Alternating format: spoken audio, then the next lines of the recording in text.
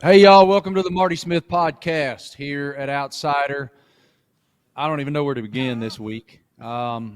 It's been the most surreal last several days in the college football world for all of us that work in the college football world. Wes and Travis are with me per usual. Wes is at his home base in Georgia. Travis is at the Outsider studio in Nashville. Brandon also at Outsider HQ behind the board in Nashville. And I guess before we get to Travis's depression about the Ohio State Buckeyes getting beaten by the Michigan Wolverines and Jim Harbaugh, let's hop into the news first. Lincoln Riley made the decision that he was going to leave Norman, Oklahoma, and head out to Hollywood, to the University of Southern California, and the ripple effect of that is dramatic. We're still kind of right in the middle of that ripple effect, working to determine what even it means. This has been one of the oddest, quickest shifting coaching carousel 48-hour periods that I can recall during my career in life. And Lincoln's departure from Norman has so many tentacles to it. First, let's just discuss the why. In my estimation, when the Sooners lost Bedlam to Mike Gundy and the Oklahoma State Cowboys, it set forth a warp speed moment in Lincoln Riley's life where the Southern Cal job became dramatically more enticing. I don't know. I've not spoken with Lincoln or anyone in his camp yet about kind of how long this was going on, what was involved in the decision. But ultimately, I think it comes down to something very fundamental in today's college football landscape, and that is a far simpler path to the college football playoff and thereby an opportunity to win a national championship. Oklahoma, as everyone knows, will at some point in the next few years make its way to the Southeastern Conference, which is a gauntlet unlike any other in the collegiate athletic landscape. And it's extremely difficult to get through that gauntlet and have a national presence and an opportunity to win a national championship. He can go out to Southern California. That is as talent-rich an area as there is in the country. If you look at his recruiting scores in recent years out of California, you know he's already really done a great job of penetrating that high school talent base, and he can return Southern Cal to national prominence. Winning the Pac-12 will be a far easier prospect than winning the SEC. Running the table in the Pac-12 or maybe a one-loss season is a far easier prospect than it is in the SEC, and thereby playing for and winning conference championships is a far easier prospect. So with that, Wes, what's your thought on this seismic shift in college football?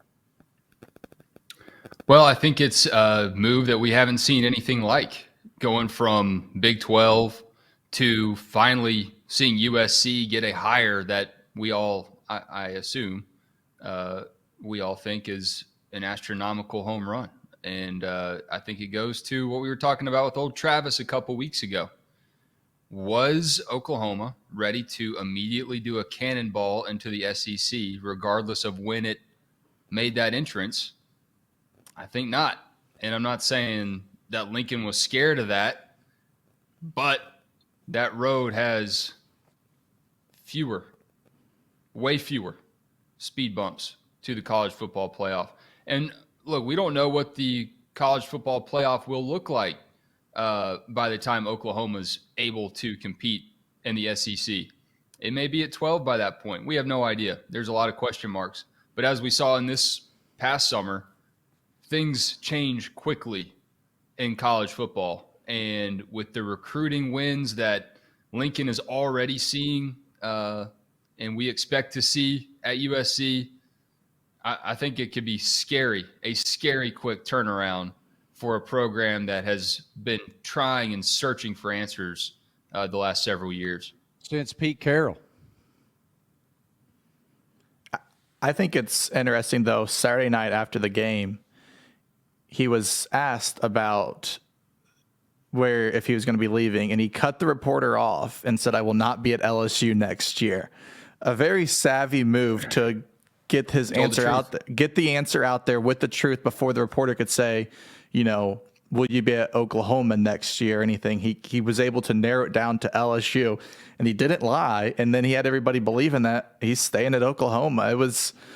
It was a crazy time. And then, he's leaving. Alex Grinch is leaving. The receivers coach is leaving. Like, this is a seismic move. And several world-class recruits, 4- and 5-star players, have decommitted from Oklahoma as a result of this. 5 so far, including the number 1 quarterback in the 2023 class who lives in California. Number 2. The number 1 is Arch Manning.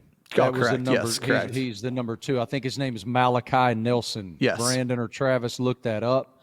I think that's the case. The biggest thing here, too, is not only the SEC factor and the simpler, for lack of a better term, path of least resistance to the college football playoff and a potential championship it makes USC sexy again. It makes this marquee landing spot for all of that talent in the state. And look, Lincoln Riley is in his late 30s. He is still so young, and he obviously has done a great job with quarterbacks and offensive proficiency during his time at Oklahoma. Baker Mayfield won the Heisman Trophy and was the number 1 pick. Kyler Murray won the Heisman Trophy and was the number 1 pick. Jalen Hurts was a Heisman finalist and has done a very good job with the Philadelphia Eagles. And so, obviously, you look at that as a high school recruit if you're a multi-dimensional quarterback and say, I want to play for that guy. Spencer Rattler has a tremendous God-given skill set. Caleb Williams has a tremendous God-given skill set. Both of them went to play for Lincoln, and it's been they lost a couple games in Norman, but by their standards, I think the statistic is they've played for the Big 12 championship every single year since 2017. Is that right? Travis, look that up. That could be wrong, but look, that's the standard at Oklahoma, is to play for the Big 12 championship. They will not do that in 2021, and Lincoln Riley landed this morning as we tape this. It's Monday afternoon. This morning he landed in California, and later today will be formally introduced by the athletics director at Southern Cal as the next football coach there. Yeah, so they won the Big 12. The last time they didn't was in 2014 when there was no Big 12 championship game. That was the Baylor TCU year. All right, so they have won the conference every year since 2015, right? That's the way to say it? Yep. They have won the conference. 6 in a row. It's remarkable in the Power 5 to do that, and now he's going to take that talent and that vision out west. Look, guys, this is a massive shift, and if you look at the relevance of the Pac-12 nationally, it's really going to, if I'm the Pac-12 commissioner. The Pac-12 hasn't been in the playoffs since Washington. And when was that, by the way? Good 16, grief. The Pac-12's been on its own drought. So Lincoln just needs to breathe a little bit of that Oklahoma life out there. And the Sooners have made it to the playoff. They haven't really done much once they got there. But this fan base, this conference is starving. They're starving in a way that a lot of fan bases really can't imagine. A lot of conferences can't imagine. They are thirsty. They're thirstier than anyone at Lincoln Riley's house is after they take a bite of his brisket. They are in a drought, brother.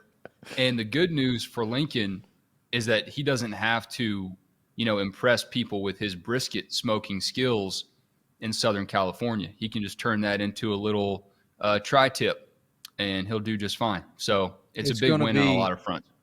I mean, again, I think that everybody wins that is in his sphere except for Oklahoma.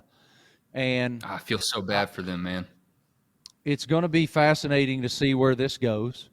There are names flying around. Obviously, it's a marquee job. They're moving to the SEC with all of that grant of rights money coming. Their facilities are awesome already. They've recruited at a very high level. They'll have to continue to do that, certainly as they make their way towards the SEC, where the Georgias and the Alabamas. Look, Ole Miss, I was explaining last night to my wife's family. They were very perplexed by all this and why Lincoln Riley made this decision, and I tried to explain to them exactly what I just tried to explain here in this opening segment of the podcast. But, you take the thing in its totality and you look at the SEC like this. Ole Miss won 10 football games. All right? Ole Miss won 10 football games. They're not even in the national championship conversation. They're not going to play for their conference championship. They've had an amazing season under Lane Kiffin and behind Matt Corral. And what? They're going to play in a great bowl game, and it's been an awesome year, and Lane's already out on the recruiting trail. But that just tells you how hard it is to get through the Southeastern Conference gauntlet. Just look at Ole Miss. Can we take a look at Lane's Twitter game, though? We know it's strong. And thank you for bringing that up. On last night, I think it was yesterday, on Sunday, that is, once again, Lane wins Twitter with the whole LSU news, and he posts a photo of some license plate it's a Louisiana license plate and just gets people up and going. Nobody does Twitter Texas license plate better than Lane. He is brilliant. Well, I said last night there are a lot of collegiate football awards that go to individuals, units, and coaches and coordinators. Within the next 10 to 15 years, there needs to be an annual college football award that goes to the football coach that can use the internet the best.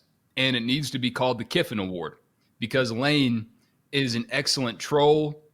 He's hilarious, has a great sense of humor, and he knows what he's doing. And last night, he was the center, 1A attraction in the college football world, and he was milking it.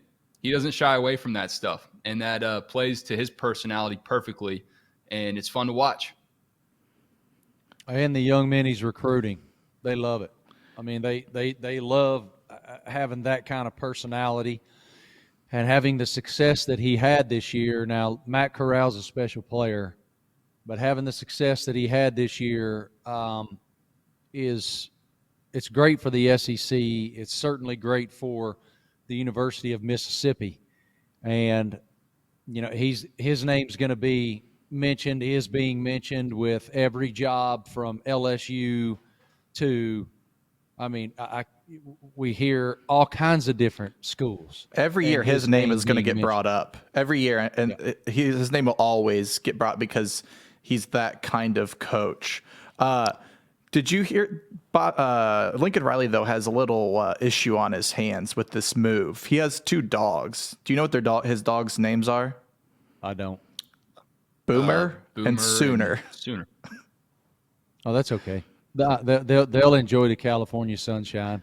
I think that he needs to just come out and be like, the first 2 5-star recruits that commit to me at USC, they get to rename my dogs. You can't rename a dog. How old is it? Why can't you rename a dog? You can just train it, right? Rename a dog. Dogs don't know their names, do they? They just know your what do you mean dogs don't know their names? Yeah, they do. I don't think we need to have like a dog expert to join us one of these days, but I don't think dogs know, like, hey, I'm Boomer. Nice to meet you. I don't think it works that way. Well, it's like they don't know. It's like when you come home and they've torn up the couch or they've pissed on the rug. and you look at them and their tail goes between their legs, they don't know that they did something wrong. They're just experts at reading your body language. So I think that's kind of how their name works. All right, so if you're out in the woods and your dog's not like by your side, if they've run off and you yell their name, what is it that triggers them to come back to you? Is it your voice? Is it the tone of your voice? What is it? So I'm seeing here, dogs will learn their name through classical conditioning.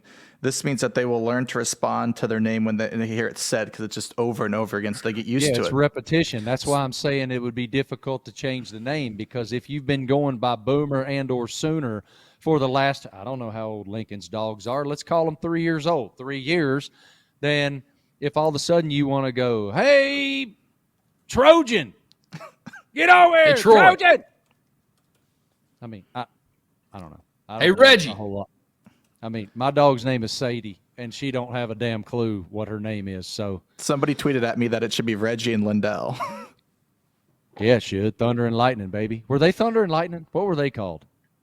Did they have a nickname? Like they were dominant, man. Thunder and Those Lightning makes USC sense. teams were insanely good.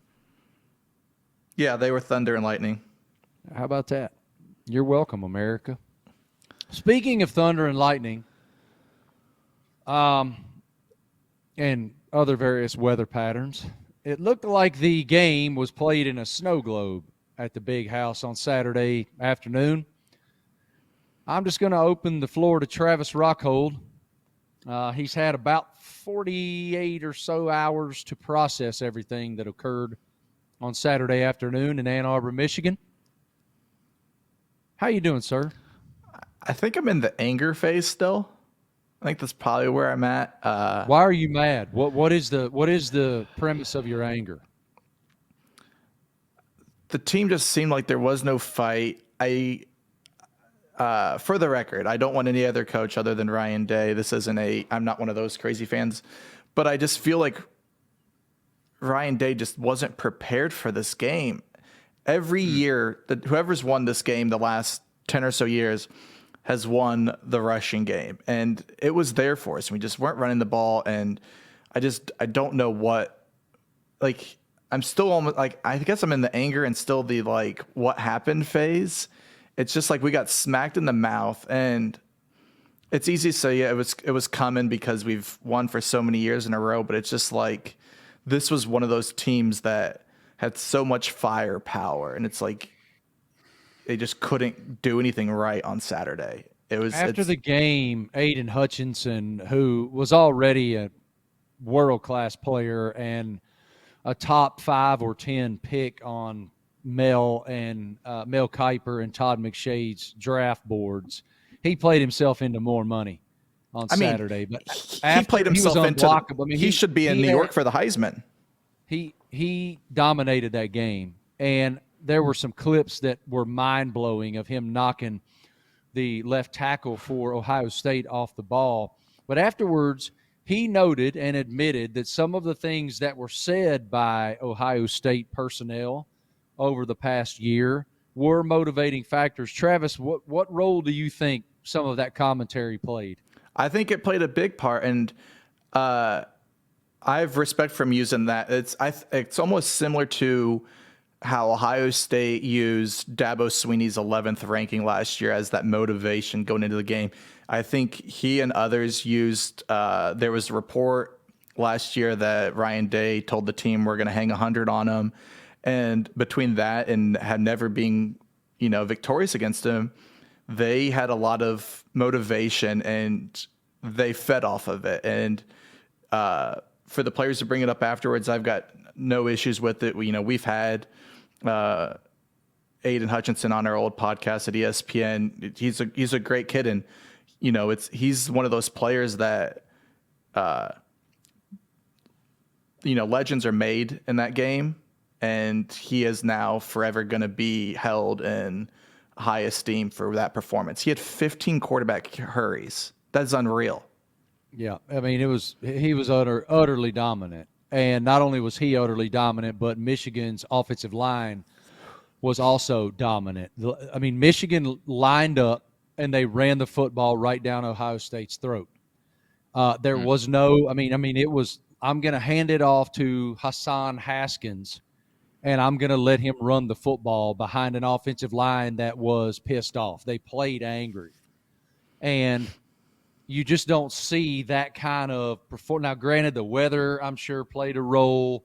The proficiency that they were experiencing in running the football played a role. They just kept doing it.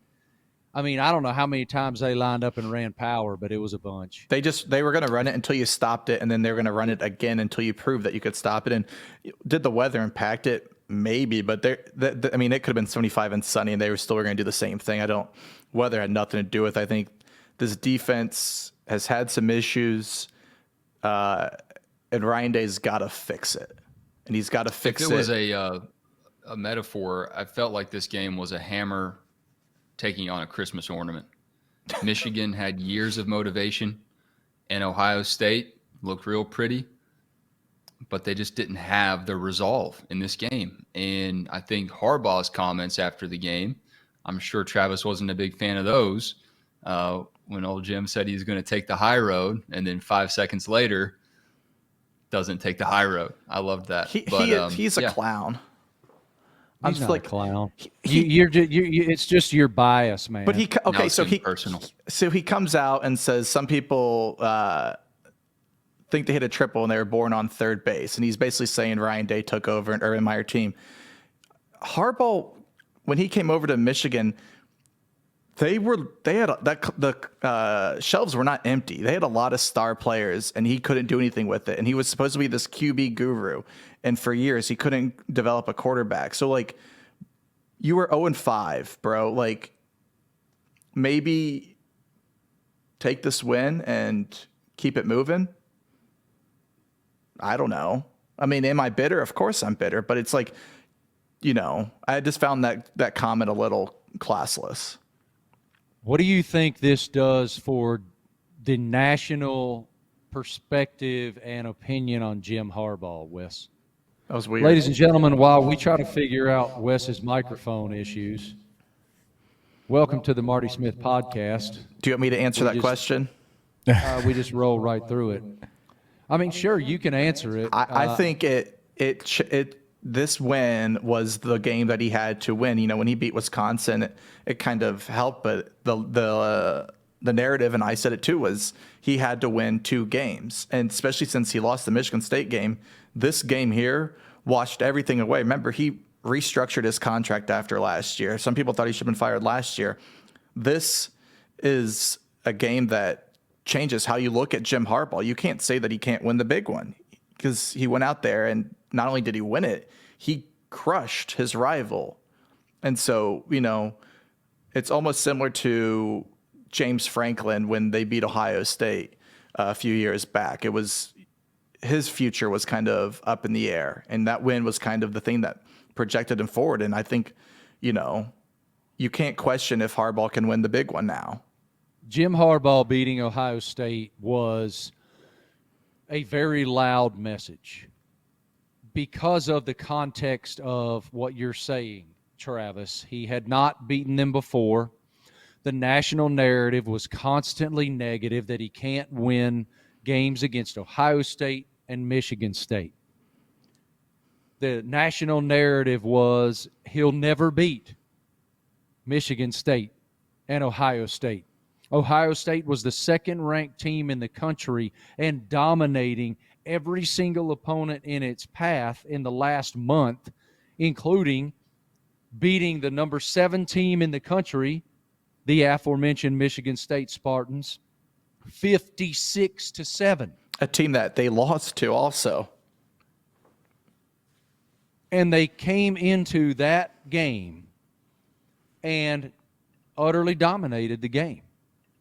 And the way that they won it, for whatever reason, it's the conditions add to the mystique. In my mind, it was a classic Michigan-Ohio State, snow blowing, everything on the line. It had a lot of juice. It wasn't like Michigan beat Ohio State with nothing to play for. These two teams were playing one another for the opportunity to win the conference, for the opportunity to go to Indianapolis and play for a conference championship. And if they win that conference championship, go to the college football playoff. Michigan's never gone to the college football playoff because of Ohio State. And so this was one hell of a statement. And I'm going to tell you straight up, I have tremendous experience with both of these programs. I have been immersed with both of these programs. I have spent days on end in Columbus with the Buckeyes, learning the way that they do it. And they are an amazing juggernaut. They recruit at the highest level. They develop players at the highest level. They're always well prepared. I've been with Michigan. I've gone around the world. I've gone to Paris, France, and Rome, Italy with Jim Harbaugh and the Michigan Wolverines. I've seen the way the players respond to that man. So I have never agreed with the national narrative that he wasn't right for that program, simply because I've seen the way the players react. And he won't ever have to answer those questions again. I shouldn't say ever. Who knows? If he goes another 8 years and doesn't beat Ohio State, I'm sure he'll have to answer the question. But he'll never have to answer the same question again, because he did it. And he did it against a team that is capable of winning a national championship and won't have the opportunity to. He thwarted their opportunity to win a national championship. So to me, to Wes's point, I think we might have him back, and to Travis's point, I think we are in agreement across the board. This rewrote Jim Harbaugh's college football coaching legacy. That win did it.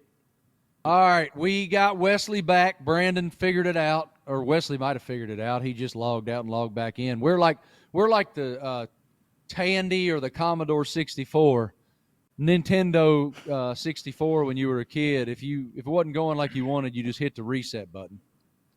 Just blowing the cartridge. All right, Wes, what's your thought on Harbaugh, dude?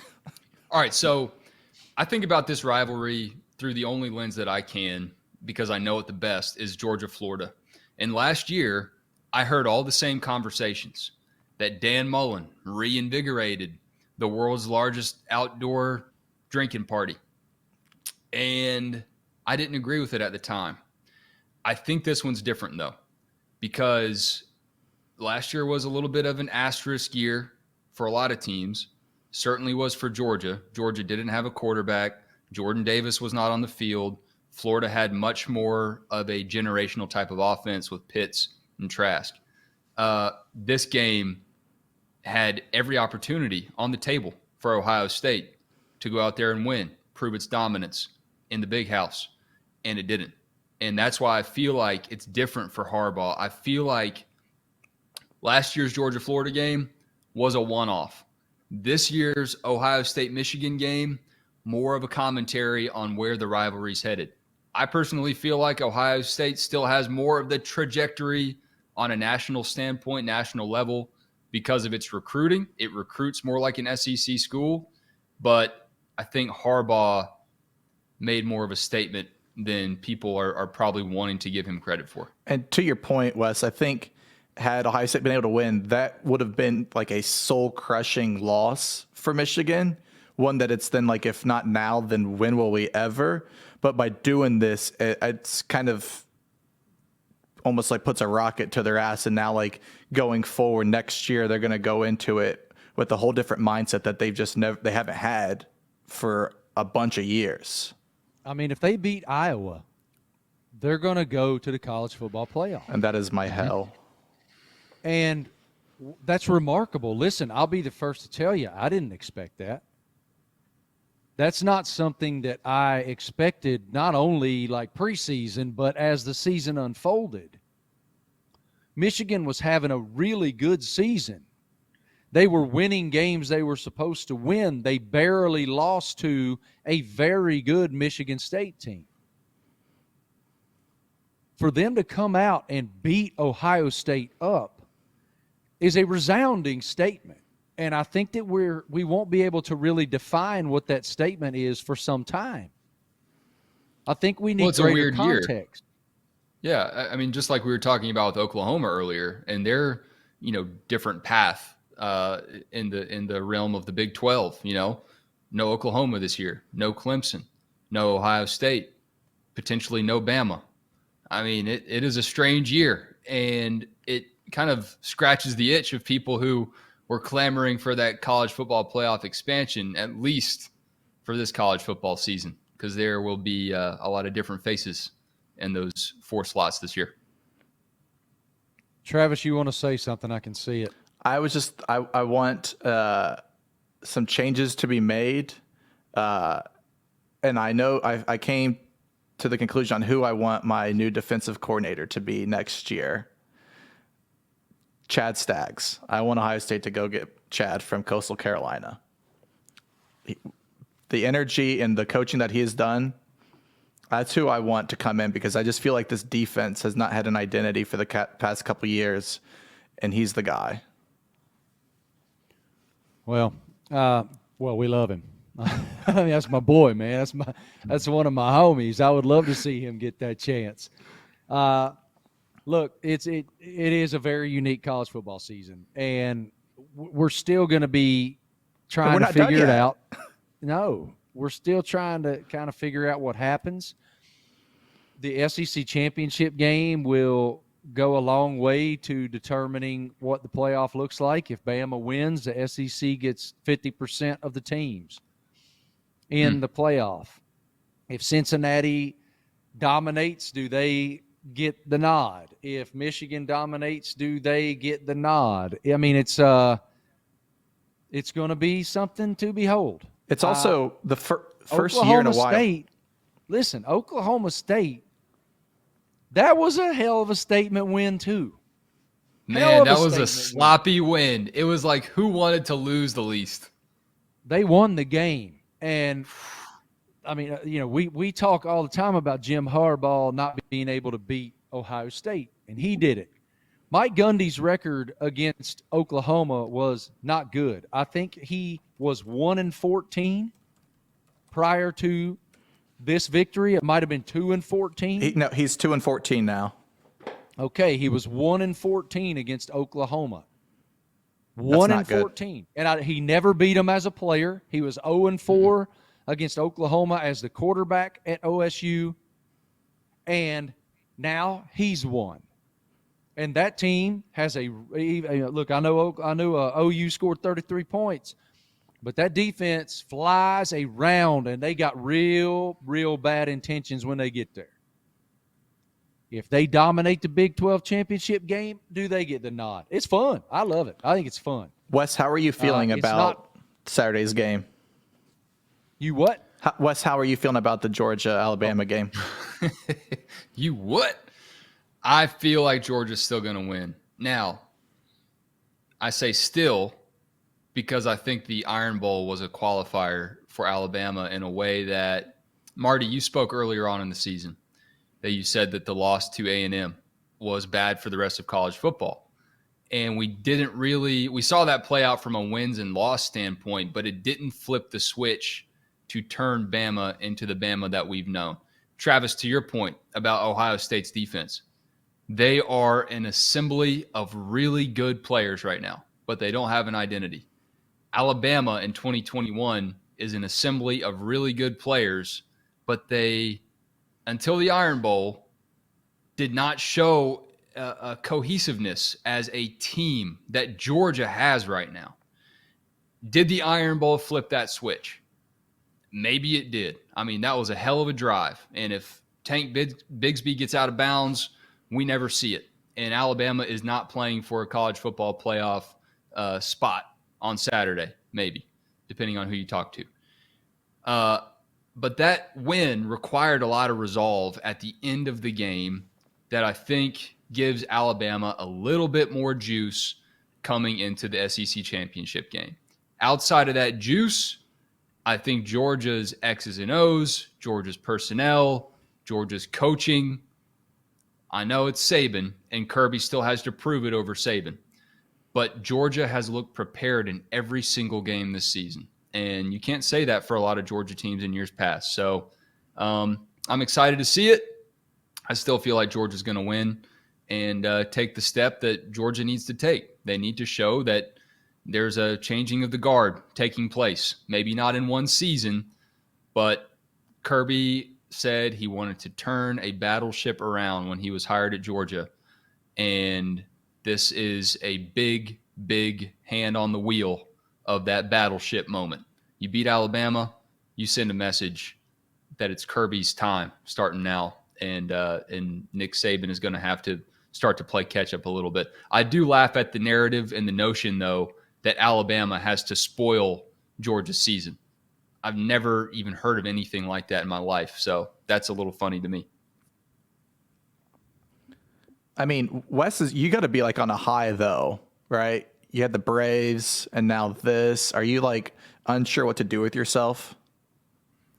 I'm going to let it play out. And I will say that my Collins Hill High School Eagles are also knocking on the door of a state championship. They play Grayson at home this Friday in the semifinals in Georgia in the 7A state semifinals. And if the Braves, Georgia, and the Dogs all win championships this season, I will be insufferable to anyone near me outside of that bubble of teams because you're not going to want to hear from me. It might be a tattoo-worthy kind of season. I've always said I need a legitimate reason to get a tattoo, and if chalk holds on those three teams, I'm calling up a tattoo parlor. What are you going to get tattooed on your butt cheek? Yeah, we need to work this out right now. It's going to be. What's it going to be? It's going to be the state of Georgia. A Georgia peach. 21. It's going to be 20. Yeah, it's going to be the numbers 21, and there will be a Georgia G, probably Chipper Jones face, and even though he wasn't on the team, doesn't matter. What, you won't get like Freddie Freeman? I'm going to wait until Freddie Freeman puts ink on a Braves contract before I put any kind of Freddie Freeman ink on my Maybe flesh. like a pearl necklace somewhere on the tattoo. Just a Jock Peterson pearl necklace tattoo on my chest. Can you, if you do how this, disgusting would that be? If you get a tattoo, can we get it live while we're taping the podcast? Oh, no doubt, man, no doubt. But yeah, it'll probably be like the number 21, and it'll just have all the logos of my teams intertwined somehow. My wife's a graphic designer. She can come up with something for me, even though she'll hate the idea of it. She will be the one who designs it. One thing that's vital in the SEC championship game is that Alabama doesn't beat Alabama. Auburn played so great. They played. They were tough. They flew around. TJ Finley showed me a whole lot at the quarterback position. We knew that Tank Bigsby was going to be extremely important on the ground, and he had a great game. I'll tell you, 9 and 23 on that Auburn defense are both NFL guys. They both played lights out. But it's indisputable that Alabama had a ton of mistakes. And that can't happen against Georgia because there won't be any coming back from those mistakes. Georgia is a very complete football team. It blows my mind that George Pickens was on the field on Saturday. I don't know what that means, whether or not he'll have any appreciable reps in the SEC championship game or moving forward. But that young man tore his ACL 8 months ago, and he was on the football field on Saturday. That's huge for Georgia and its fan base. The defense is what it is. It's a generationally talented group, and you know that they're going to give Bryce Young and the boys hell. I mean, look, this is not me making any excuses for Bama, but if you go watch the tape, they did have a lot of self-inflicted issues. Whether that's something as simple as Jamison Williams, their number one deep threat, on special teams, having a targeting penalty and not being able to play. That's a difference maker. I'm sorry, it is. Contextually, it changes the football game. Something that intrigues me, and I don't know what I think of this rule. I understand the premise of the rule, that it's a penalty when you continue to play to the whistle without a helmet, but players are taught to play to the whistle. And it being a personal foul, a 15-yard penalty, is wild to me. Again, I understand the premise of player safety. I understand why that rule is the rule. But It's a very detrimental rule when it occurs. So I don't know. Bottom line of what I'm getting at is Alabama has to be damn near perfect to win the SEC and to have an opportunity to play for a national championship. I'll get down there this weekend. I can't wait to get there. The atmosphere is going to be amazing. Georgia fans have been ravenous for this for some time. Tua in 26 still hangs over them, no matter how badly they want to try to say it doesn't. It does. It does. That national championship you could see Wes's was in eyebrows its grasp, raise. and they didn't win it. And that was in their home. It was an hour down the road at Mercedes-Benz Stadium, in the same stadium that they will face off against Bama on Saturday afternoon. So, look, my expectation is that it's going to be an awesome football game. I don't pick games. They don't pay me to do that. It's no use because my job is to get both sides to tell me things. So, it's just the truth. It does me no good to pick games. What good does it do? They pay analysts a shit ton of money to pay those games. To pick those games. So, I just can't wait to get there. I can't wait to feel the atmosphere because it's going to be electric. Where does it rank for you, that event? Kirby has talked a lot about it over this past weekend with various call-in opportunities. In the landscape of college athletic events or sporting events, period, the SEC championship is a special one. But, Marty, you've been to a lot more than we have. What do you think? Where does it rank for you as an event? It's way up there. It's way up there. The electricity is at a fever pitch for both fan bases that represent that opportunity each year, whether that's LSU a couple of years ago, whether that's Alabama and Georgia and Florida last year. Look, Florida gave Alabama all they wanted last year. Kyle Pitts was unguardable in that football game. And they only lost by, what's 52 minus 46? 6 points? Yep. I'm no mathematician, but that's one score. So, look, it's an amazing event. It's everything that the conference dreamed of when they devised it back in the early 90s. And it is invariably a contest that's going to send somebody towards an opportunity to win a national championship. And that's most certainly the case this year and could be the opportunity for two schools. It's awesome.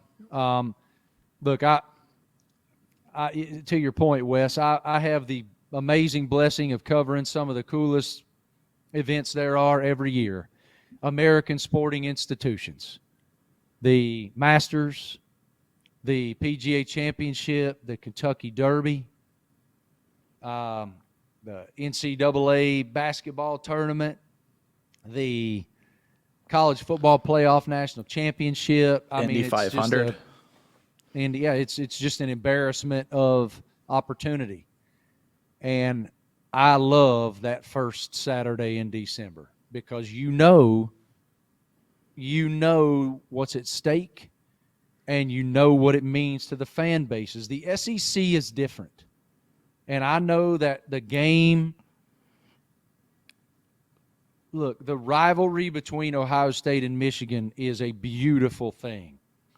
That level of hatred and that level of conflict and that level of utter disdain for one another makes everybody in the country pay attention, whether or not you have allegiance. There's so much extra juice there that it becomes a national event.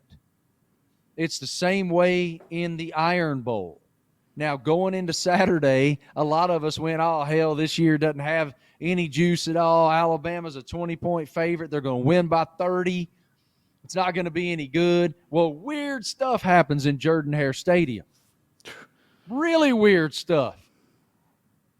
And for all intents and purposes, Auburn had that game when none of us expected it. I didn't see a single expert Nobody pick picked Auburn. it. Did y'all? No, nobody even thought it was going to be close. Right. And if Tank But Bigsby goes rivalry down, they week- win. Rivalry week just has that way, and that's what makes it so beautiful. The SEC championship game is rivalry week every single year because the SEC has that hatred built in for everybody. So it's I talked about it it's last just week awesome. about how many different teams Georgia hates. Yep. Which Yeah, Chances are they're SEC's playing like one. The SEC's weird too, though, because they hate each other. It's like it's like family, right? Like I can talk all the shit in the world about my brother.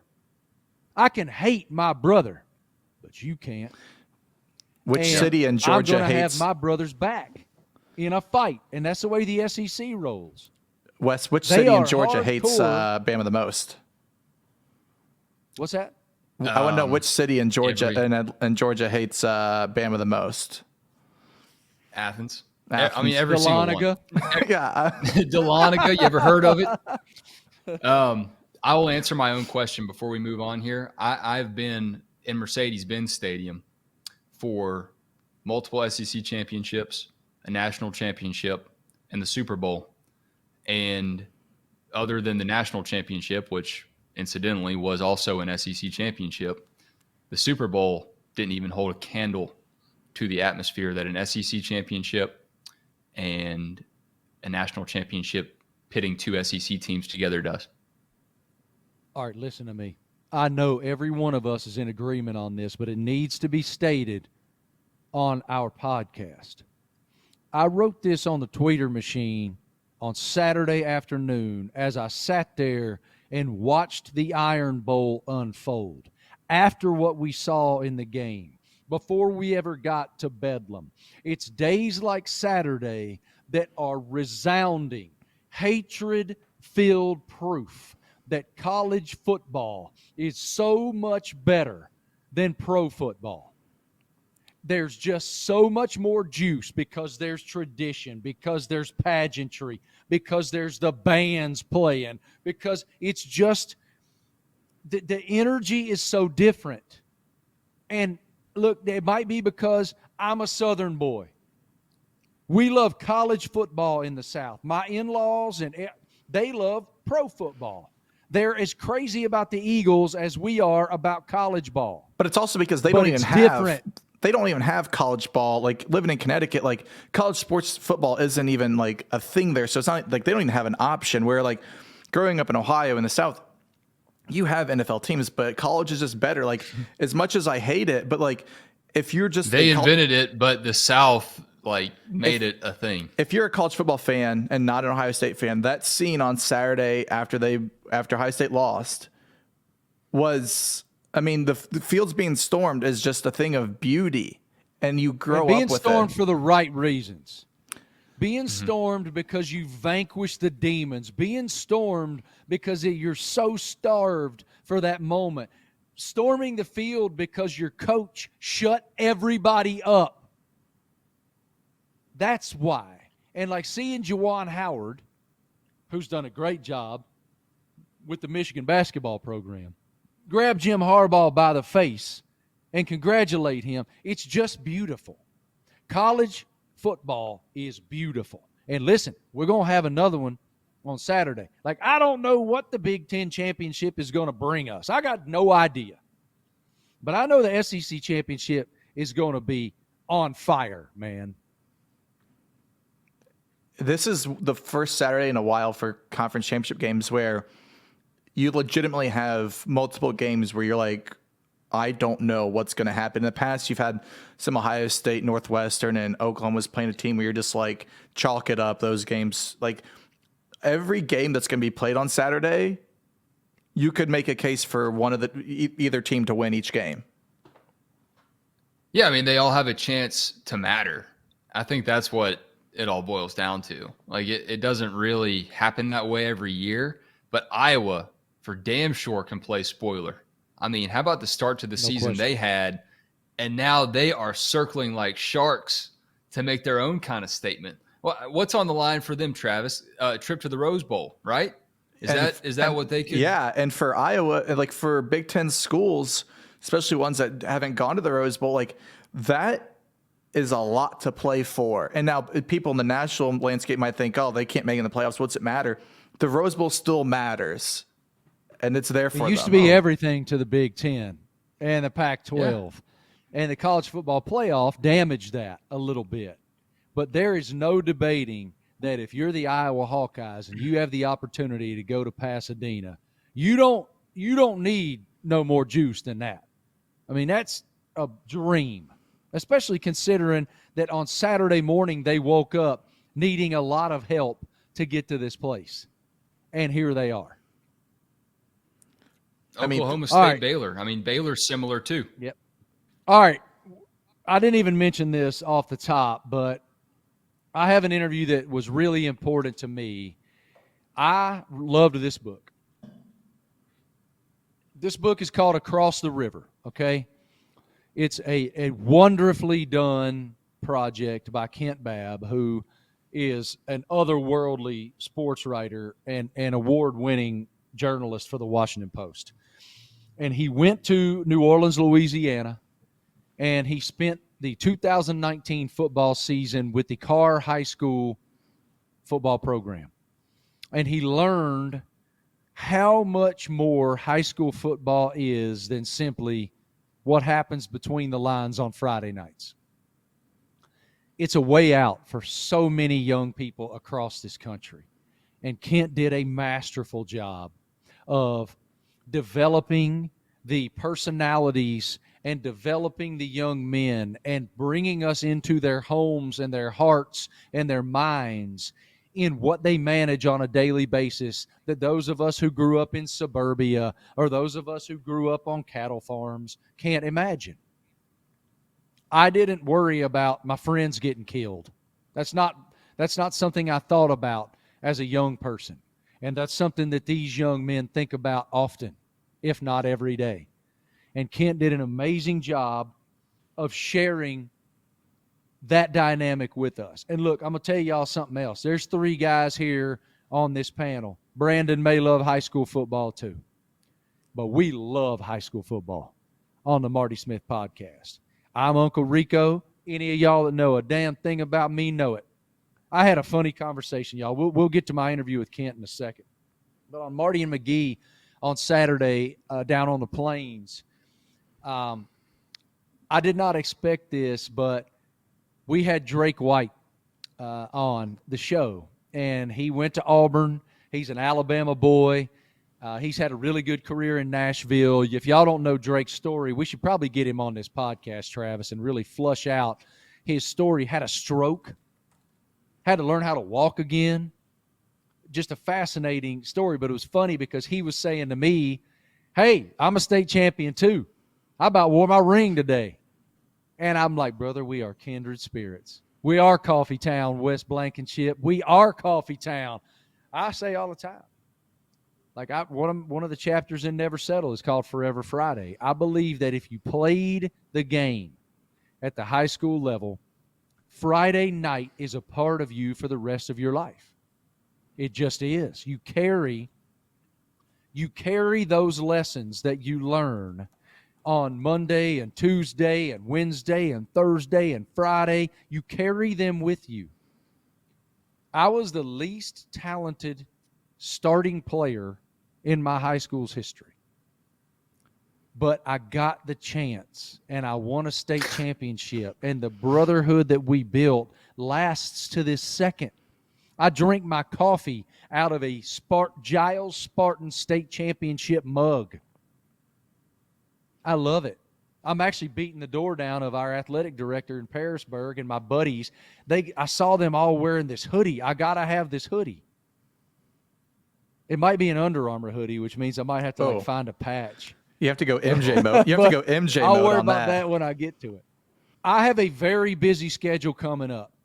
So we're going to have to tape a podcast here in the coming days that Travis decides to air at another time that's a bit more evergreen. Who knows what we'll get into. But one thing I definitely want to talk about on that particular episode is why Coffee Town happened and how in the hell it became a phenomenon, because it's a phenomenon. Every single time Wes posts a video from Coffee Town High School, 200,000 views. It ain't easy to get 200,000 views on Twitter. Wes gets it in 24 hours when he does a Coffee Town episode. So, brother, if you're okay with that, I'd love to really dive in and screw down on how that came to be on a future episode. Yeah, no question. I'd love to talk about it. It's obviously special to me, but special to a lot of people, and a lot of those people listen to this show. So I'd love to dive into that. Yeah, and the feedback. One of the coolest things for me when I get to do a feature on ESPN or an interview with John Christ, we've talked about it constantly, or Luke Combs or Travis Tritt or Kip Moore on the Marty Smith podcast. Y'all go listen to those if you haven't, because they ain't just music episodes. They are life episodes. And when we get the feedback from you guys about how that touched your soul, that's what matters to us. And I can't wait to hear from Wes what that's been like for him, because I know that thing has resonated to a tremendous degree. All right, speaking of resonating, let's get into it now. I asked Travis to go get Kent Babb for me because I wanted to hear what it was like to go to New Orleans, to immerse yourself in a culture that to him was foreign, and to learn about what high school football is in that community and the impact that it has on these young men. Here is Washington Post award-winning sports journalist Kent Babb on the Marty Smith podcast. Man, is it a pleasure to welcome Kent Babb to the Marty Smith podcast, and I'll tell you why. Let me get my copy here. This is why. Right there. You can see it over his left shoulder there in his beautiful television shot. You can tell this gentleman has done a whole lot of talking about this book. It's called Across the River.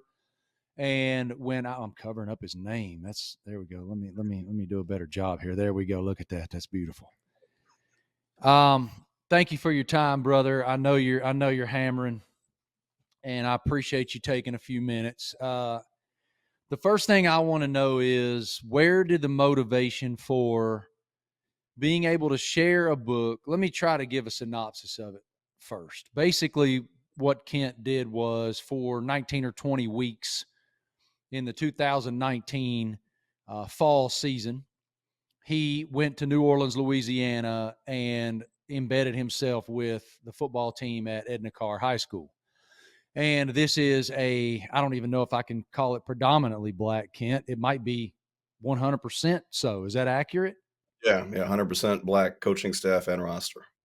So went down there to not only learn about the program itself and their sustained excellence under head coach Bryce Brown, but also the far broader scope that is high school football, not just at Edna Karr, but in towns all over the United States of America.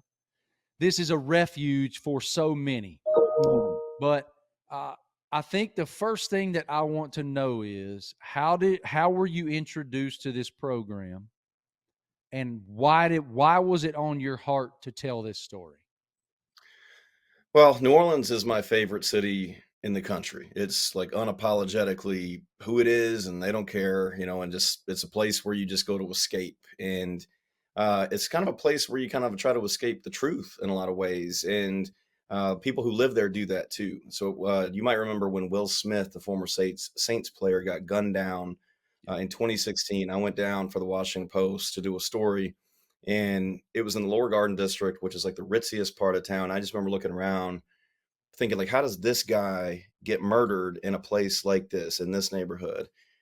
And the thing that I remember the most about that afterward was somebody from the city called me up and was just like, I can't believe you're telling the United States we've got a gun violence problem.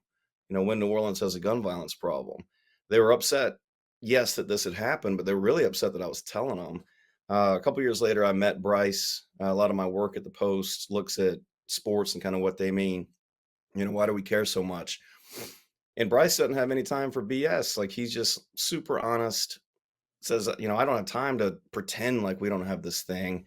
So I wrote a story, kind of fell in love with them, their culture, just how unapologetically truthful they are about these like real hard subjects.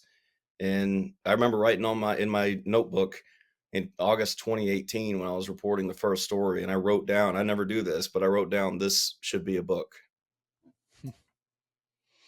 Well, it's a masterful, masterful book. I couldn't put it down. I read it very quickly, and that's saying something because reading quickly is not my forte.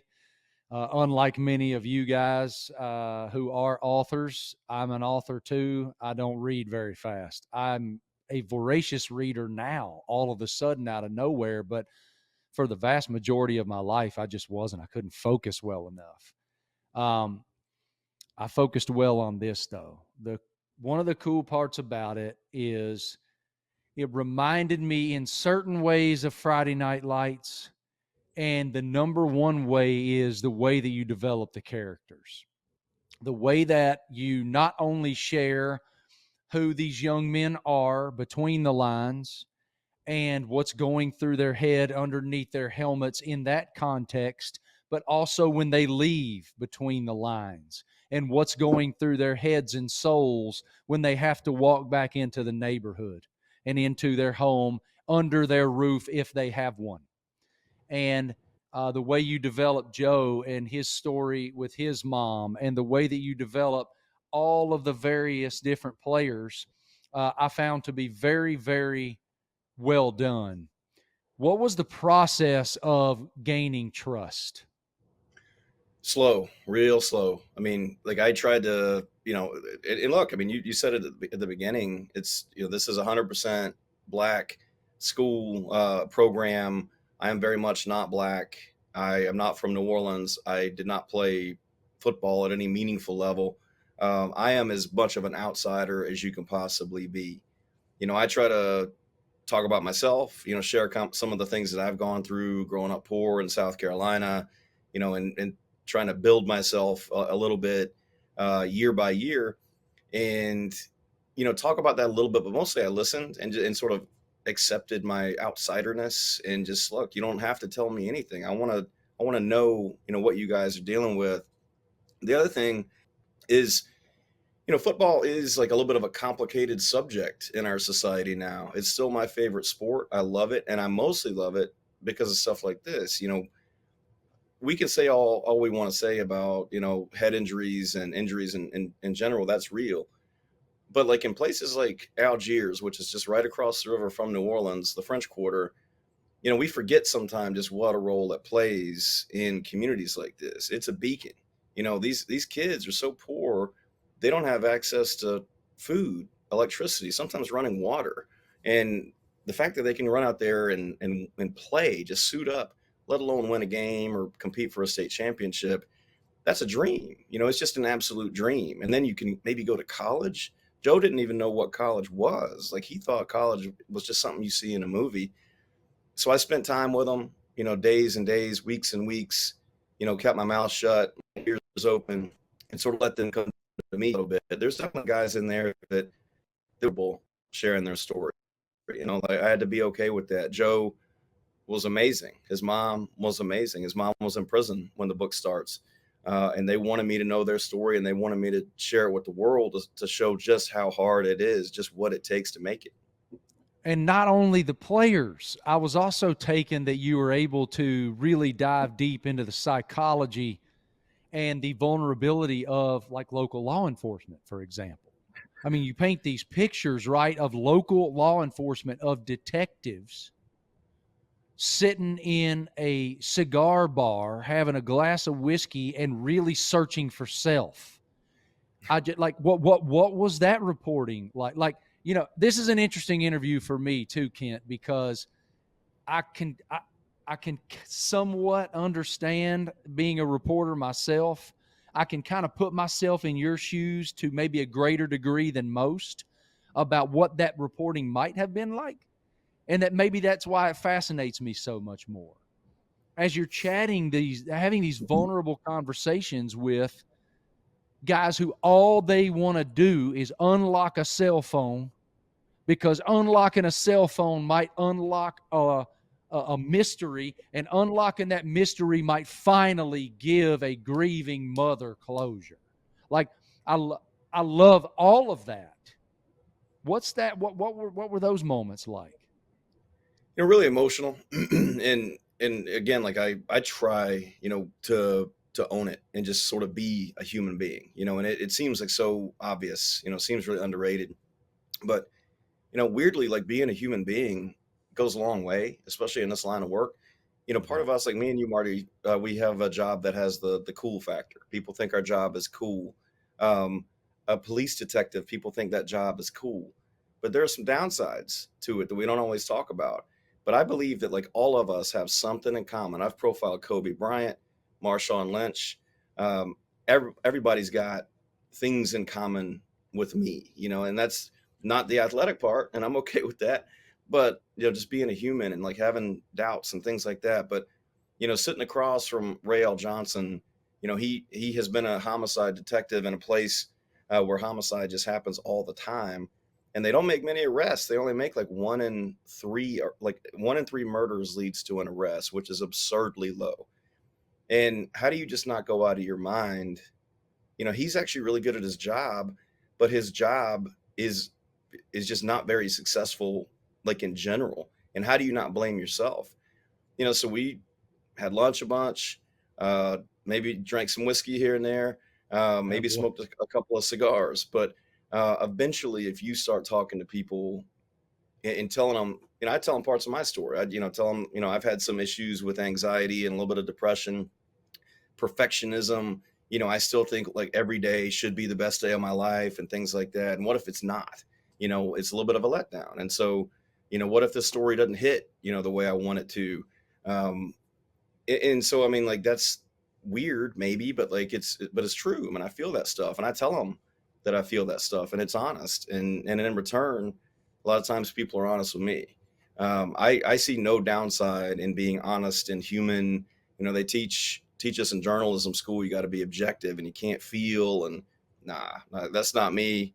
And maybe I learned this through this book, but like I make no apologies for having compassion and for trying to understand and feeling this stuff, because we're all kind of going through something. And like if these guys realize that you're not coming in here all perfect, maybe they'll share a little bit of their lives with you too.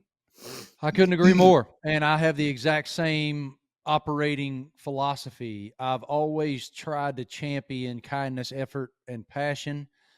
I've learned that vulnerability is a very, very powerful trait, and it's a very relatable one. It's interesting that you're talking about anxiety and concern and worry. I've been battling a lot more of that myself just in very recent weeks that I've never experienced before. I'm not sure why. I'm still trying to drill that down, but I just have this overwhelming fear that I'm going to let people down. And I don't know why. I've never carried it before. I've always been a pretty self-confident person, but my greatest insecurity, I've always been an insecure person. My greatest insecurity is I like to be liked. And so if I feel like, and in our business, you shouldn't care about that. You almost can't, or it'll drive you crazy. I don't know why that insecurity for me is even heightened from its normal positioning. Something I'm still trying to drill down on. I'll tell you, this is not about never settle, but when I wrote that book, I thought it was going to be I thought the feedback that I was going to receive would be this: man, that's neat that you sat across from Tiger Woods. Man, that's neat that you did this with this Nick Saban. You went to China with Ronaldo, whatever, right? You and I have had the blessing of interacting with and learning from the most accomplished of the most accomplished in sports over the past 20 years or whatnot. That is not what I've gotten back at all. What I've gotten back is how beautiful the human element is and how powerful vulnerability is, because I stripped myself in that book. I opened up my soul and I bared it. I don't know, Kent, you got to help me out with the grammar here. I don't know that one either. And dude, I'm telling you, all the time, letters show up at the house of people who read that book, and that's the feedback is I needed hope. I needed something that I could hold on to that was a light for me. And that book is it. You saved me. And when you get that feedback, it's overwhelming. And I say all of that to say that that's the text you've written. If young people, especially young people who might not see a path towards a dream, can read this book, Across the River, they can see the path to the dream. Because these are young people who not only, who they might be gifted athletically, but there is so much in their path. There are so many hurdles that so many of us can't imagine because we don't have them in their path. And we try not to think about that stuff.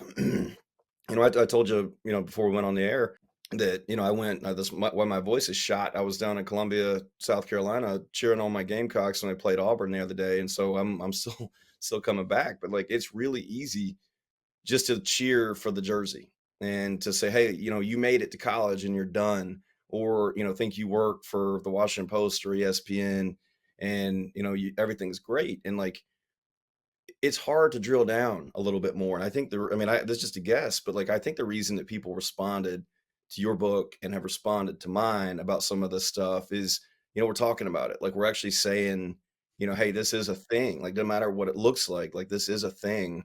And, I don't know how old you are, Marty. I'm turning the big 40 in a few months. And, I'm still of the generation where, when I played high school football very briefly, we didn't get a whole bunch of water and, rub some dirt on it. And I don't care, like, you're being soft out there. And, like, it's just one of those things where if I'm having a rough day, if like it's just not firing up here in my brain, like that affects everything. Like, I'm physically tired and, it's tough for me. And I do have this amazing blessed life. Like, I joke that I'm the luckiest man in the world.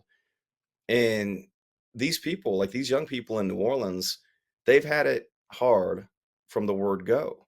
Like Joe, who we mentioned before, like he witnessed his first murder when he was 8 years old. That was over $1. It was a dice game over $1. His mom's been in and out of prison his whole life. He used to have to hide in abandoned houses just to sleep. And the only food he could afford right before his senior season was McDonald's because his mom isn't there. She's in jail. He's got no money and he's getting ready to be evicted. Now that's hard. And the interesting thing about this, and I think this is like a little bit of cultural chicken and egg, is that Joe doesn't think that like he dealt with anything hard. Now I think he will. Like he'll eventually realize this when his life settles down. And like I don't know like how you are, but I know every time I try to go to sleep, that's when my mind wants to work. That's when I want to like think about everything. It's because everything else is trying to relax. And I think when Joe's mind finally starts to relax, he'll be like, okay, yeah, like that was not, what it was supposed to be like. And then how do you deal with that? So, I mean, it's a lot. I mean, it's a big conversation. But I mean, it's, you held up the book earlier and like, it looks like a football book and it kind of is. And we could talk about some football if you want, but like, it's more about, mental health and poverty and racism and, basically just what it takes. When we go to these games and cheer for the people, they are people. And like, let's just like, if you can think for 5 seconds about just like what some of these people did and what it took to get onto this field, man, I have way more appreciation for them. Definitely for the coaches. I've never respected coaches more than I do right now because I never had a real appreciation for how hard it is. It's unbelievably hard. And I didn't take it seriously enough for a long time, even in my work. There are a couple moments in the book that I want to share with our viewers and listeners. I can't imagine this. Standing on, I want y'all to try to put yourselves in this moment. Standing on a football field after victory, celebrating with teammates, and witnessing someone from the crowd walk onto the field and threaten that they have a gun in their pocket and that they're going to kill you. I can't imagine. And you do a great job of describing like the aftermath and fallout might be the wrong term, but the impact of what that moment was for Coach Brown and for his staff, because it was an oh shit moment this could have happened. It was right there to happen.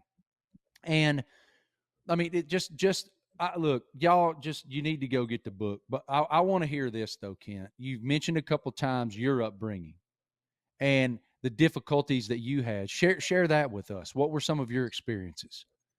Well, I mean, the one thing that I have a hard time squaring today, age 39, circa 2021, is like where I'm at now, Washington Post, Alexandria, Virginia, DC suburbs, like get on airplanes, go see football games versus where I came from. And like that was a double wide trailer in Cowpen, South Carolina. You know, dad not really in the picture, mom in abusive relationship after abusive relationship. The only thing she ever told me, growing up, the thing that she was most consistent on was like, "You're going to college." I'm the first person in my whole family to go to Wow. college, and just like any old undergrad, what community college, whatever, I'm it. Um, and like she had to put stuff aside. One of the reasons I really identify with Joe and his mom, Kyoka, is because Kyoka reminds me a little bit of my mom. My mom wasn't in prison. She wasn't in the drug trade, but she had to make some serious choices. Like there wasn't always enough food for me and my two younger brothers to eat. Certainly not for my mom to eat. So she had to skip meals, could not have a career, didn't have access to the resources to teach her, hey, you can, but if you have to do this, it's just too hard. It's like, and more than that, still in this country, it's like, it's too mysterious, for single parents, for married parents. It's just like harder than it ought to be, to raise a family in this country, especially if you don't have money.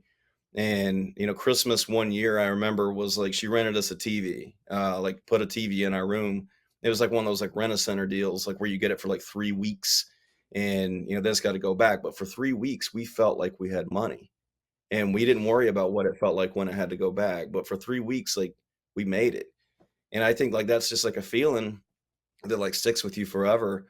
Um, but I think like that's why I identify with Joe, because like I've been where he's been a little bit, like not entirely. I never had to hide in abandoned houses, but I've been in some version of where he's been, and I'm at where he wants to go. And it's weird to be on both sides of that and like think about it.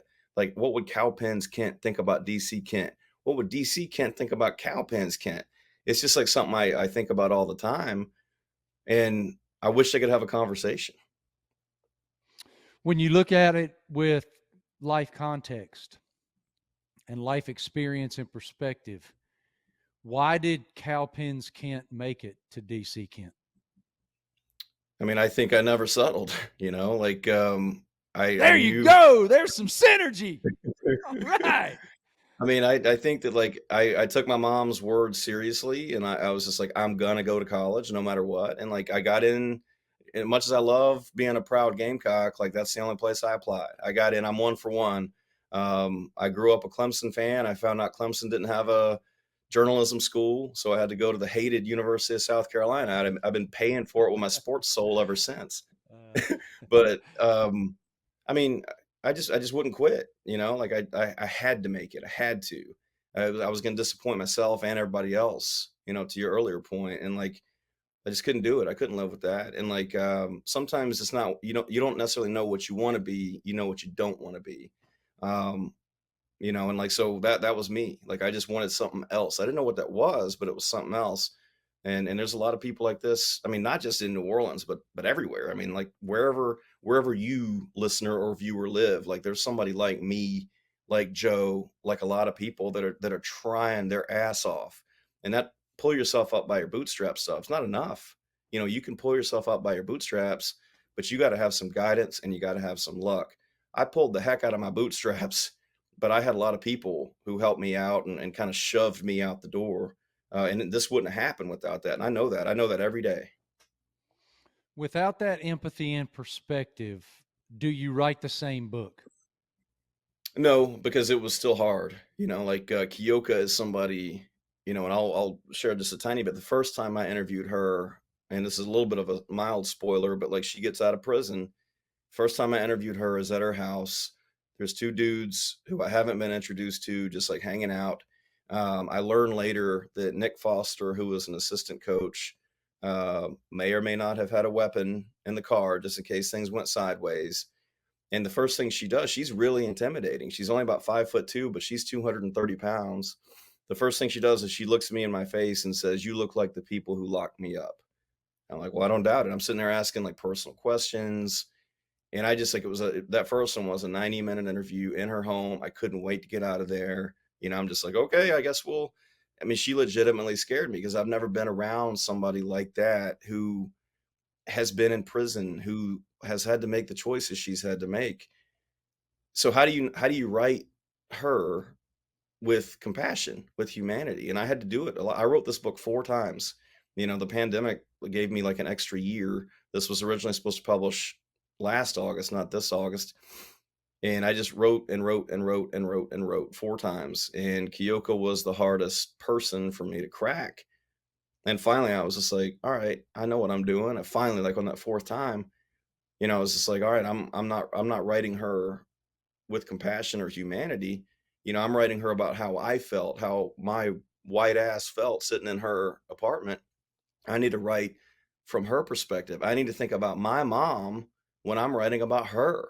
And it's just one of those kind of like aha moments where it unlocked. It's just like you can hear that snap of the padlock open. And I was like, God, I'm such an idiot. Like I should have thought of this the whole time because she is my mom. Like it's single mom, struggling, making choices, not stuff I necessarily agree with in retrospect, but she made choices. And you know what? She gave her son a shot. Weird. Is your mom still around? Yeah. Yeah. What conversations have you had with her in the aftermath of this? Well, she called me after reading the book. She read it really slow because she said she wanted to savor it. My mom is funny. Like everybody loves her. She should have been from New Orleans. She's crazy. But like I'm sure everybody knows somebody like this I'm talking about, just like wild. And like you know, I took her to New Orleans a couple weeks ago. Like one of the coolest moments of my life. I did a reading at a little bookstore in New Orleans, Garden District Books, and I brought my mom down to says she's been, I don't know if that's true or not, who knows. But I took her down there. We stayed in the Garden District.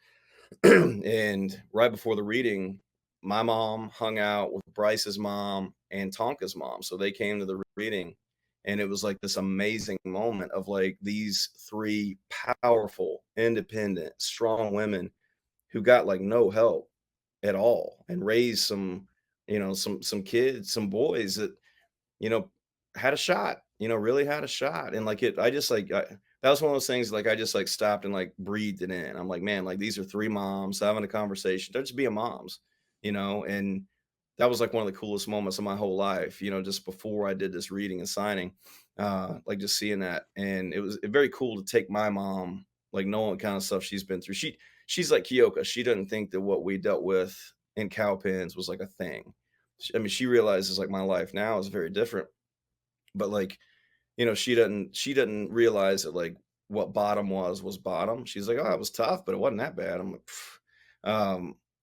So to have her sort of make this full circle moment and have her with me was unbelievably cool. We all want to have success when we do projects. But when you dive into something as deeply as you dove into the emotion of this book, ultimately it's a deeper connection than just the success. There's been that connection from your readership and your consumer base. What's that tell you? That I think that I mean a couple things. One, people get it, and that's what you can never control. When you're writing, I'm still sort of the curator of the story, and like you never know if people are going to care. These are black kids from a high school in a tiny little suburb in New Orleans that nobody's ever heard of. And like, are people going to care? Are white people going to care? Are suburban people going to care? The people who read this care. They have cared. Like I've been encouraged by the fact that even though like we don't know, like maybe you haven't met Joe Thomas or Bryce Brown, like Joe Thomas or Bryce Brown, Yep. somebody like that. And I always sort of say, like if you're willing to make a little trade, just a tiny little trade, I don't want to say this is like solves all of our problems, but like it makes it a little bit easier. If you're willing to trade a little bit of comfort for understanding, that's the cost. if you just like make yourself a little bit more uncomfortable, you can understand a lot. And I think if people are just curious about like how do you get to the college field? Like all the tiny steps. And oh, by the way, like this is an all access, kind of never before seen look at like into high school program that wins year after year after year. They're and again probably going to win the championship. They've been to the game 10, 11 years. I learned more about football through this high school program, than I did in 15 years covering the NFL and college. They just like let me see things that like ordinarily coaches don't let you see. And now I use the car offense on Madden. I basically run the same stuff. And so I mean, I don't know, like it's just an interesting look. I mean, it's an experience I'll cherish for the rest of my life because I think I'll be chasing a story and access and a feeling like this for the rest of my life. Couple more things. I've kept you too long already. Bryce Brown is obviously the central character in the book, the central figure in the book. He is the head coach at Edna Carr High School. And you really walk us through in that text all of his emotion and his own personal battles that he's fighting every day just to keep these kids alive. For folks who haven't read the book yet, share with us who this man is and what he's doing. Well, the first thing you learn about Bryce is what you see, and he's just this mountain of a man. He's 400 pounds, maybe more. At the time he was 34, so younger than me, but he could pass for 50 easily. He treats himself really bad, and he's got this saying that like a lot of coaches, he's got all these like slogans. One is you have to reach them before you can teach them. Basically, you've got to connect with somebody before they're going to open their ears to you. But the one that a lot of people are kind of haunted by is you have to give a life to save a life. And a lot of people, including myself, like wonder if he's sort of living that, if he really is taking that literally. Like very little brings him joy. He clearly has, a lot of anxiety, imposter syndrome. He's never there for the party. They keep winning these state championships. The party's happening in the weight room and he's off by himself, like drinking a Powerade, complaining about the team picture. And that's just sort of Bryce. But like, man, Marty, I've been around, like you, I've been around some of the best leaders, not just coaches, but just leaders of people, like people who know how to connect and motivate and inspire. And man, I believe Bryce Brown is one of the best leaders that I've ever been around. I've written about athletes and coaches, yes, but also politicians and billionaires. Bryce Brown, like he's got that thing. It's just like he was born in a place that it makes it a little bit harder, and like he's got an eating disorder, which makes it a little bit harder. But like I promise you, like people are gonna roll their eyes at this, and Ken's just trying to sell his book, but this is true. This dude could call plays at LSU, at Texas, like it's a So why different isn't job to he? be at. I mean, I think it's really hard for him to leave his like car cocoon. I don't think his weight helps because so much of being a college coach is just like that eye test. And, you see him, he's always in sweats, he's got holes in his sweatshirts. He really does treat himself bad, but like also his thing is like, yeah, he could go chase a dream. But what if he leaves and somebody he loves at the school gets shot?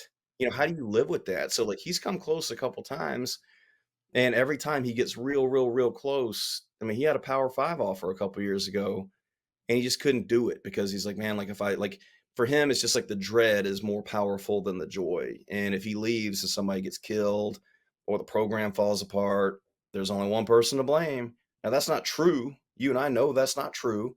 And I think maybe even deep down he knows that's not true, but he just can't do it. And like, I don't know what I want from that. Like people always ask me, do you think Bryce is going to leave? And I mean, I don't even know if I want him to. I mean, partly I do selfishly, like for him, like I want him to go get his and like realize that like coaching at any level but what he's at is not like this. But like the dude has chops. Like he's like the guy in A Beautiful Mind. He just like sees the game happening in his brain. He's like, oh yeah, that's cover three sky or cover three match. Here's the answer to that. I mean, it's wild. Like I've never met anybody, including in the NFL, who can just like look at not even like film, but just look at an image, like a still image, and be like, "Oh yeah, this is what the defense is running. Here's like down and distance. This is where we're at on the field. Here's the answer." This always, I mean, it's crazy to me. He's got like a photographic memory. This dude, like he could and should be, making $300,000 calling plays for NC State, and the only reason he's not, I think, is because he just can't bring himself to leave where he's at. Such interesting psychology when you think about it, because all that he's doing every single hour of every single day is trying to show the young men in his stead that they can get the hell out, that there is another life out there that they can't fathom beyond the borders of New Orleans. And yes, he went to Grambling, but he came right back in order to be the savior of all of these young men who grew up very similarly to the way that he did. Now, there's one more character. I keep saying character. The word is figure. There's one more figure that really carries a distinct thread through the book, and that's Tonka. How does this ghost hang over not only the program, but Bryce's every day? So Tonka George was murdered in 2016, the same year that Will Smith and Joe McKnight, the former Southern Cal and NFL running back, got killed, all in New Orleans. So that was like a particularly bloody year there. Tonka's a kid who did everything right, like literally everything. He was a team leader, like the supernatural leader, who ran for 50 yards on his first play from scrimmage, took Carr to the state championship game for the first time in forever. And then he went to Alcorn State, got his degree, but he made one mistake. He came home to see his mom, and he went for a walk. And it's crazy, but that's just something you don't do in New Orleans. You don't leave your neighborhood. And somebody saw him at a gas station, followed him home, and killed him. And even now, 5+ years later, we don't know who did it or why. We have no idea. He was not wrapped up in the drug trade. He was not violent. It's just this huge mystery because he did it all right. Now, what if you do it all right? What if you get out and you still get killed? And that's what I think. So Bryce was at the crime scene that night, like a lot of people, because I mean, this was like a local celebrity. And he's like standing there looking at this. And so he had just been a head coach, a football coach, up until then. His job was to win games. Well, now it's suddenly, you've got to do more. You've got to learn all these life and survival skills, and you've got to leave, and you've got to never come back. I don't care if your mama lives here, you can't come back. Man, that seems like so hard to teach, especially when Bryce did come back. Like, how do you teach that? But, the stakes are, life and death, they've got a kid. This is crazy. I've never even said this before, but like they've got a kid, Aaron Anderson, who's their best player this year. He's going to go to Alabama. He just decommitted from LSU and committed to Alabama. It was at the tail end of my reporting. Somebody from the team called me and said, "I think Aaron is dead. I think Aaron has been gunned down because, the shooting happened right by his house."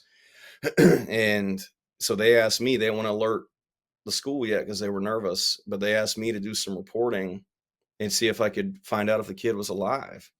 And I did, and the answer is yes, he was alive, but somebody just a couple of doors down from him, a friend of his, was murdered.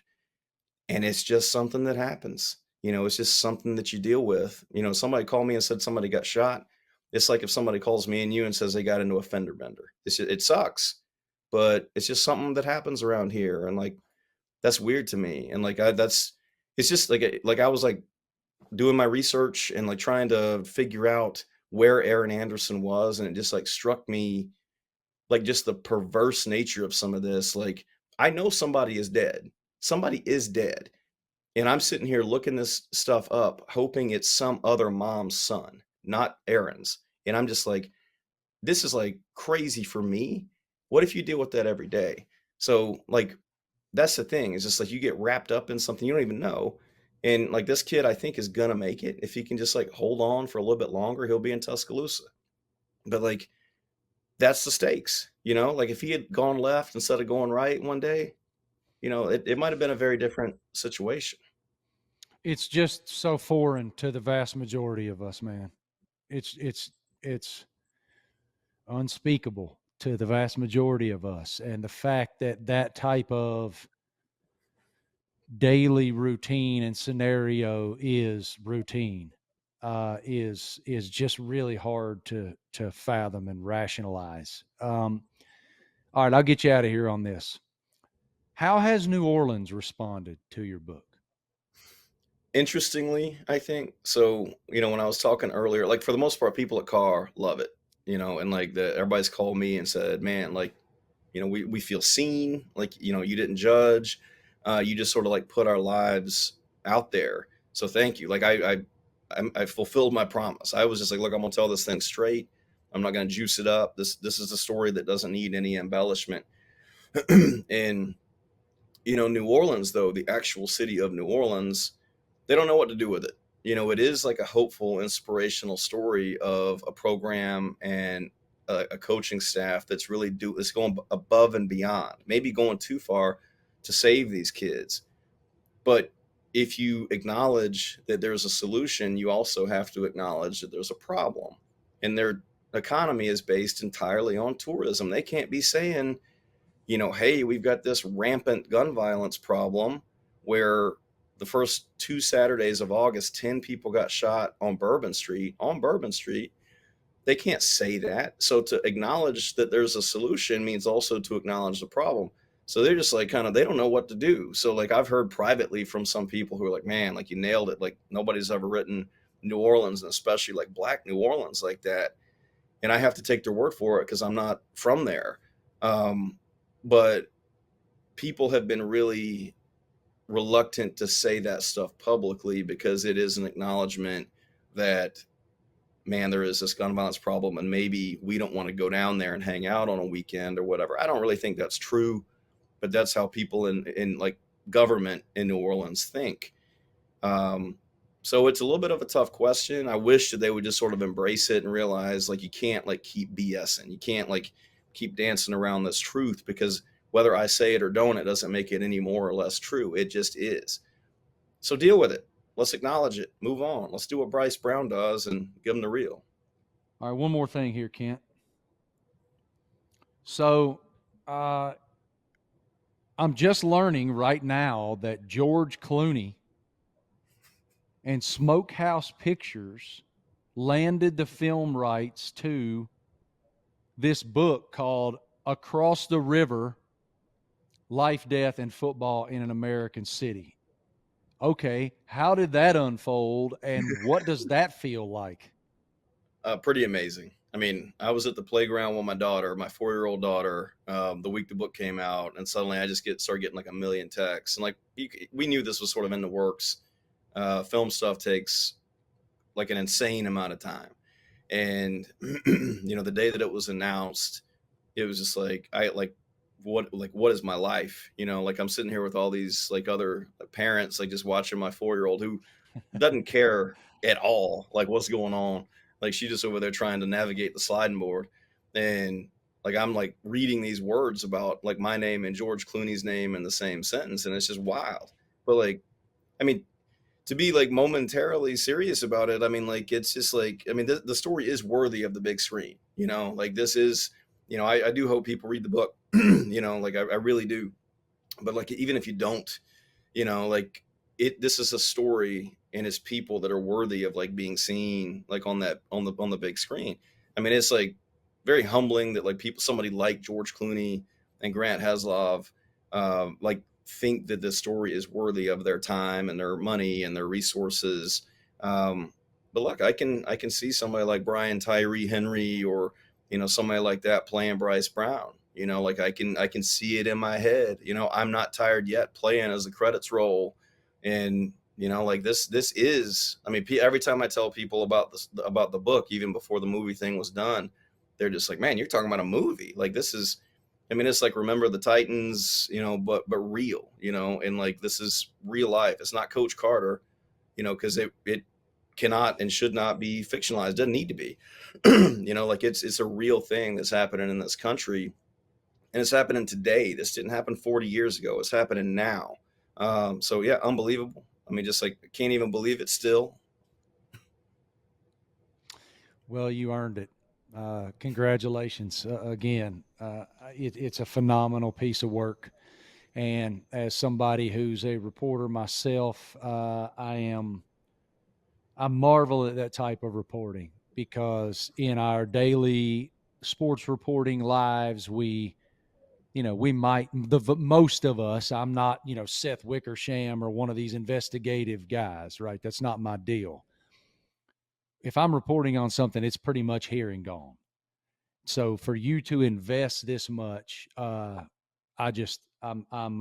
impressed. Doesn't even begin. And congratulations again on all the success, brother. I hope it abounds for you. And that movie's going to get made, and we'll chat again. I'll show you not only will I show you my copy of the book, I'll show you my movie stub. Ticket Oh, I stub. like it. Marty, you're the man. Cheers. Thanks so much for this. I surely do appreciate it. Travis, as you listen to that interview with Kent, now just full disclosure, like Travis was on there, he was producing at the time. Wes was not involved in that, so we won't dive too deep in. You guys just heard Kent's amazing testimony, and what he gave us was a testimony about his own upbringing in Cowpens, South Carolina, and that reporting this book, I thought that was so vulnerable of Kent to share with us, that reporting this book and learning about how some parents have to operate taught him so much about how his own mom had to operate. I thought that was awesome of him to share with us, not to mention what that program means to those young men at Carr High School in New Orleans. It was an interview where we've had different interviews before where you have someone that has a book or whatever, and they're good interviews, but this is one where it was like, okay, I really want to go pick up the book. And, hearing about the coach who could take a, Division I offensive coordinator job, but one of the reasons he doesn't want to leave is he's afraid something might happen to these kids. And I think you sometimes forget that that's, these coaches get into their profession because they care about these kids, and to just, hear him talk about it was just, unreal. And I can't wait to read the book. And then, as we mentioned at the end of the podcast, I was Googling during the interview, and George Clooney's already bought the rights to the movie. And I hope that gets made so the story gets told and more people get to hear about it. It will. It's such a dynamic read. It's not only an introspective, immersive peek into how these high school football programs in areas like where Carr High School is in New Orleans. It's not only that beacon, but it also, again, develops the personality so deeply that you fall in love with the people, that you care deeply for the people that Kent develops in the book. Their personality, their vulnerability, their insecurities, what it's like to grow up in an area where there are all of those hurdles and obstacles, and also the perspective of what it means to get out, and how Bryce Brown, the head coach there at Carr High School, not only wants those young men to get out, they want him to do what he didn't do and stay out. He has that on his conscience every day. He wants to make sure that those kids stay alive. And that's a lot on his conscience every day. It's just an amazing read. Please go buy it. It's called Across the River by Kent Babb. You can get it wherever books are sold, Amazon, Barnes & Noble, certainly your local bookstore in your town. Go get it. It's a great read. Thanks to Kent for coming on. We're very grateful for his time. All right, we've solved all the college football problems in the world. Look, thank you guys so much for investing in us. We love the feedback that you gave us last week. We're grateful that we could inject some joy into your life and make you laugh a little bit and debate a little bit and get angry a little bit about some of our thoughts on college football. Share your thoughts with us about what you believe Lincoln Riley going to Southern Cal means, about your prediction for the SEC championship, about what you saw in the game you can send your condolences to Travis. If you want to make Thank me feel, you. if you want to make me feel better, 5-star reviews are best, and if you want to rub it in, say "Go Blue" with the 5-star review too. That works also. What do Yeah. they do, Travis? Rate, review, follow, punch that subscribe button, whatever it is. Tell a friend, do it all. Please do. We're trying to grow this thing, guys. It's important to all of us involved in it. We love getting to hang out together and have a cold beer, and we just love getting to just wrap college football and life. And thank you for being a part of it. Thank you for telling your friends and your family about it. And please continue. We love doing it. Thank you so much to our law enforcement officials all over the country and little towns everywhere, working hard to keep us safe. Thank you to our first responders and our firemen for running into the danger to save other people. And thank you so much to the United States military. Your sacrifice is wonderful beyond words. We're free, and we're so full of gratitude that we can go out our door every day and do and be whatever we want, because y'all are fighting and sacrificing every day for our freedom. Thank you, guys. This is the Marty Smith podcast on Outsider. We got so much coming, guys. We are growing this company. We are so pumped about what we are and what we're about to be. Thank y'all for being a part of our tribe. Have a great week. We'll try better next time. See you, Dahlonega.